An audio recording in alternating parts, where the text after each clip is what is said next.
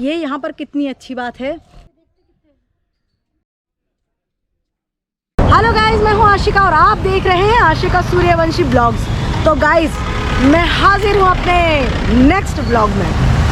तो हमेशा की ही तरह मैं इस बार बहुत ही खास और यूनिक लोकेशन पर जा रही हूँ। ये वर्ल्ड हेरिटेज है।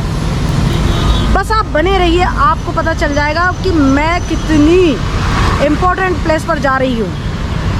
तो गाइस ब्लॉग को स्किप कर करके ना देखें, पूरा ब्लॉग देखें, तभी आप मेरी मेहनत और मेरे ब्लॉग को एंजॉय करेंगे। तो बने रहिए, देर ना करते हुए मैं शुरू करती हूँ। Let's go.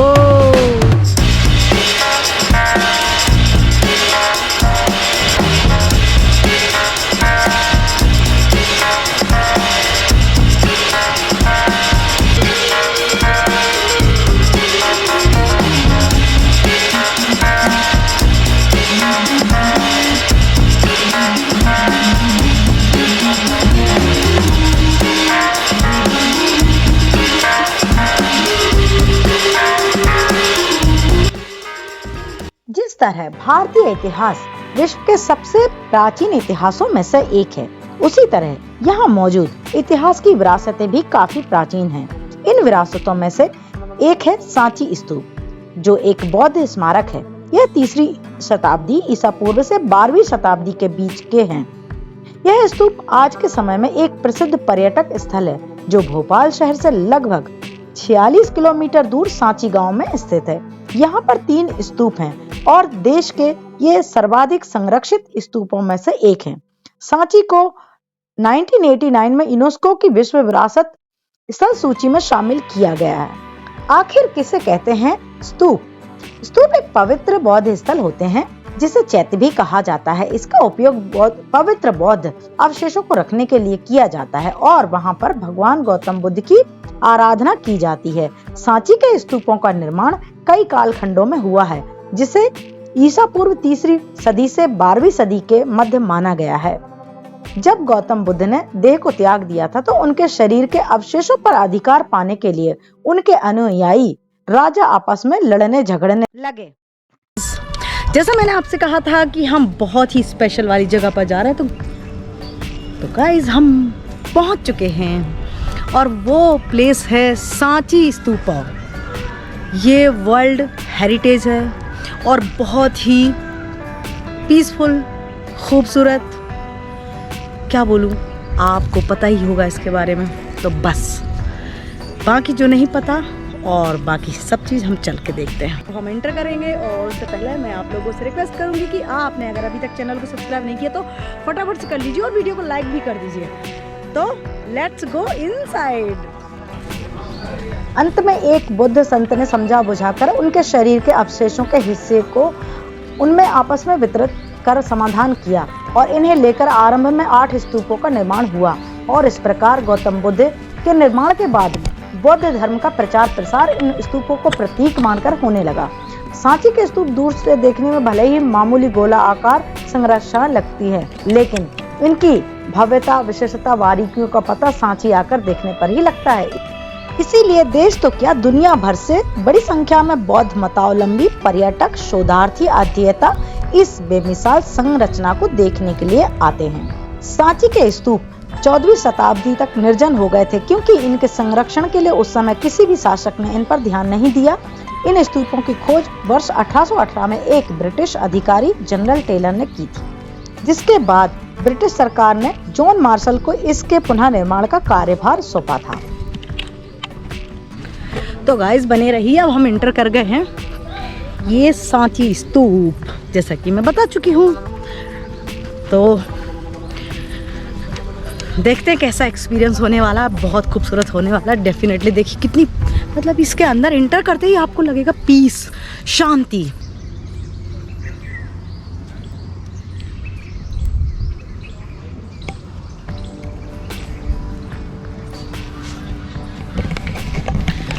सही है ना? वाकई बहुत खूबसूरत लग रहा है। यह स्तूप भारत के सबसे बड़े स्तूपों में से एक है, जिसकी ऊंचाई लगभग 21 फीट 64 मीटर है और चौड़ाई लगभग 36 फीट और 5 मीटर है। ऐतिहासिक स्तूप का निर्माण मौर्य साम्राज्य के प्रसिद्ध शासक अशोक द्वारा 3री शताब्दी ईसा पूर्व में किया गया था। इसके केंद्र में एक अर्धगोलाकार ईंट निर्मित ढांचा था जिसमें भगवान बुद्ध के कुछ अवशेष रखे थे। इसके शिखर पर स्मारक को दिए गए ऊंचे सम्मान का प्रतीक रूपी एक छत्र था। इसका निर्माण कार्य सम्राट अशोक की पत्नी महादेवी शक्य कुमारी को सौंपा गया, जो विदिशा के व्यापारी की ही बेटी थी। सांची उनका जन्म स्थान और सम्राट अशोक के साथ विवाह का स्थान भी था। यह प्रेम, शांति, विश्वास और साहस के प्रतीक है। स्तूप को पहले ईंटों से बनवाया गया था, जिसे शुंग काल के दौरान पत्थरों से ढक दिया गया था। इस स्तूप में तोरण, द्वारों को और कटघरों का निर्माण सातवाहन काल में किया गया था, जिसे सुंदर रंगों से रंगा गया था। माना जाता है कि द्वार पर बनाई गई कलाकृतियां और द्वारों के आकार को सातवाहन राजा सातकर्णी ने ही निर्धारित किया था। तो फ्रेंड्स, आपको वीडियो कैसा लग रहा है? अगर अच्छा लग रहा है तो वीडियो का भी लाइक कर दीजिए और चैनल को अगर अभी तक आपने सब्सक्राइब नहीं किया है तो अभी कर लीजिए। और मुझे फेसबुक, इंस्टाग्राम और ट्विटर पर भी फॉलो कर लीजिए, आशिका सूर्यवंशी। तो अब हम आगे बढ़ते हैं। सांची स्तूप भारत के मध्य प्रदेश राज्य की राजधानी भोपाल से 46 किलोमीटर दूरी पर उत्तर पूर्व में स्थित है, जो रायसेन जिले के सांची शहर में बेतवा नदी के किनारे पर स्थित है। सांची नगर एक पहाड़ी के ऊपर बसा हुआ है और हरे भरे बागानों से घिरा हुआ है, जिससे यहाँ आने वाले पर्यटकों को शांति और आनंद का एहसास होता है और पर्यटक इस स्थान की ओर आकर्षित होते हैं। यह स्थान मौजूद मूर्तियों और स्मारकों में आपको बौद्ध कला और वास्तुकला की अच्छी झलक देखने को मिलती है। सम्राट अशोक ने अपने जीवन काल में कई युद्ध लड़े, लेकिन कलिंग युद्ध में हुए विनाश और नरसंहार के बाद उनका हृदय परिवर्तन हो गया और उन्होंने बौद्ध धर्म को अपना लिया। परिसर के अंदर घूमने के लिए आप गाइड भी ले सकते हैं। पूरे परिसर के बारे में जानने के लिए लगभग आपको 1 घंटे का समय लगेगा। सांची स्तूप परिसर के ठीक बिल्कुल बीचों बीच स्थित है। आपको स्तूप के अंदर एंट्री के लिए टिकट खरीदना पड़ेगा। ये टिकट आप चाहे तो ऑनलाइन भी बुक कर सकते हैं या टिकट काउंटर से भी खरीद सकते हैं। भारतीय नागरिकों के लिए टिकट प्राइस है 40 रुपीज और फॉरेनर्स के लिए है 600 रुपीज पर पर्सन और अंडर 14 के लिए एंट्री फ्री। और हाँ, अगर आप फोटोग्राफी के शौकीन हैं, आपको फोटो निकालने का शौक है, आपको वीडियो बनाने का शौक है, आपको मेमोरी सहेजने का शौक है और आप यूट्यूबर हैं या आप किसी भी तरीके से वीडियोस बनाना चाहते हैं अपनी मेमोरीज के लिए, तो निराश मत होइए। ये एक ऐसी जगह है, मुझे बहुत अच्छा लगा कि यहाँ पर कोई फोटोग्राफी, वीडियोग्राफी के लिए कोई कैमरा चार्जेस नहीं हैं। जैसे अदर प्लेसेस पर जितने भी प्लेसेस हैं हिस्टोरिकल, ज्यादातर मैंने देखा है कि सब पर एक्स्ट्रा आपको फोटोग्राफी के चार्जेस आपको एक्स्ट्रा पे करने होते हैं, लेकिन यहाँ पर ऐसा कुछ नहीं है। So good news, just happy हो जाइए। तो गाइज, मैं आप लोग को और एक बात बताना चाहती हूँ कि अगर आपको यहाँ पर आना है और कहीं और से भी आ रहे हैं, आप बाय एयर आना चाहते हैं, तो बाय एयर आने के लिए आपको भोपाल एयरपोर्ट ही आपको मिलेगा यहाँ पर, क्योंकि सांची में कोई एयरपोर्ट फैसिलिटी नहीं है। तो आपको भोपाल में ही एयरपोर्ट से अगर आना तो भोपाल एयरपोर्ट आपको नियर पड़ेगा। और जैसे बड़े बड़े होटल्स हैं तो आपको 3 स्टार, 4 स्टार, 5 स्टार तो आपको सब भोपाल में ही अवेलेबल होंगे।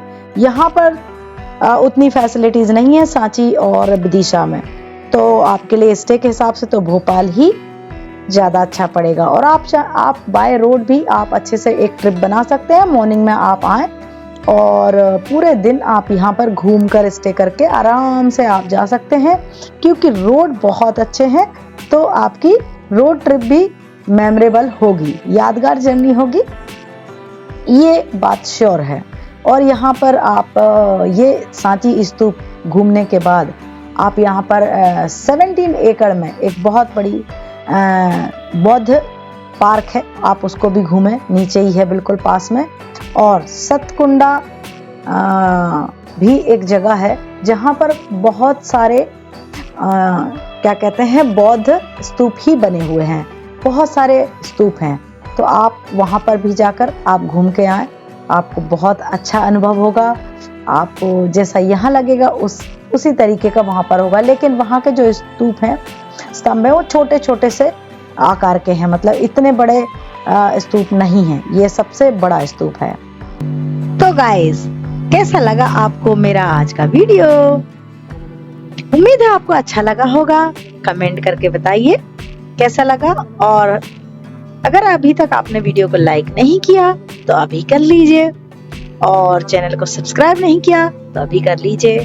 और हाँ, मुझे फेसबुक, इंस्टाग्राम और ट्विटर पर भी फॉलो करना ना भूलें, आशिका सूर्यवंशी। और गाइस, यहाँ पर देख रहे हैं आप कितना सुकून है, कितना पीस है यहाँ पर। देखिए क्या शांति, एक अलग ही, ओहो सच में गाइस, यहाँ पर जब मैं गई तो मुझे ऐसा लग रहा कि बिल्कुल यहाँ पर कई घंटों बैठे रहो, एक अलग ही टाइप का एक अनुभव ही अलग है। सच में वो आप स्वयं जाएंगे तो ही आप उसको एक्सपीरियंस कर पाएंगे। यहाँ से बेतवा नदी का नजारा भी क्या खूब लगता है, बहुत प्यारा लगता है गाइस।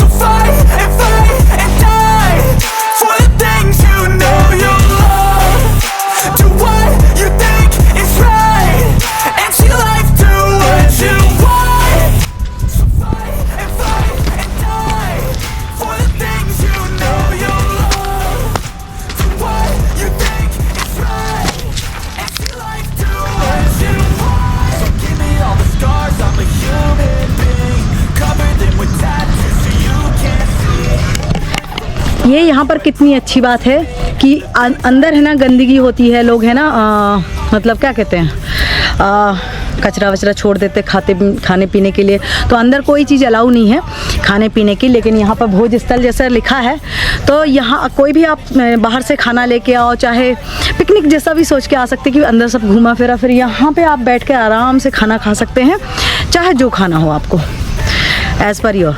तो मगर ये उसी के लिए, क्योंकि बना दे कितना अच्छा पीस है, अंदर को पूरी ग्रीनरी है, बहुत ही अच्छा है। आप आए तो एंजॉय कर सकते हैं। आई होप आप लोगों ने ब्लॉग एंजॉय किया होगा। कैसा लगा कमेंट करके बताइए। और अब हम अपने इस ब्लॉग को यहीं एंड करते हैं, मिलते हैं किसी और इंटरेस्टिंग से ब्लॉग में। तब तक के लिए आपको क्या करना है पता है आपको, do like, share and subscribe to my channel, that is Ashika Suryavanshi vlogs. Take care.